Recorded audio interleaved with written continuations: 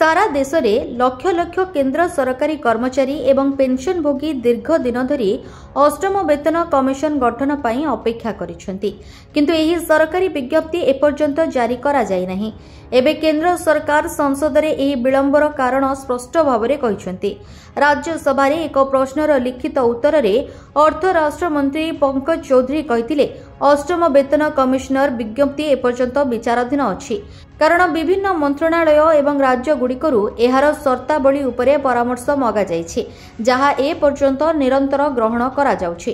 परामर्श पठाइबा पई 17 जनवरी एवं 17 फेब्रुआरी 2025 रे प्रतिरक्षा मंत्रणालय, स्वराष्ट्र मंत्रणालय एवं समस्त राज्य को चिट्ठी पठा जाइथिला। समस्त इनपुट प्राप्त न हेबा पर्यंत विज्ञप्ति जारी करा जिवो नाही।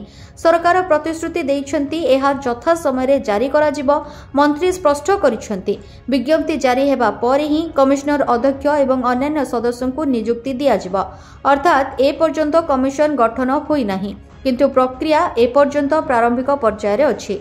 केंद्र सरकार चलित वर्ष जनवरी 2025 रे अष्टम वेतन कमिशन गठन को अनुमोदन देथिले। एहार उद्देश्य कर्मचारी दरमा, पेंशन, भत्ता एवं अन्य सुविधा समीक्षा करिबा।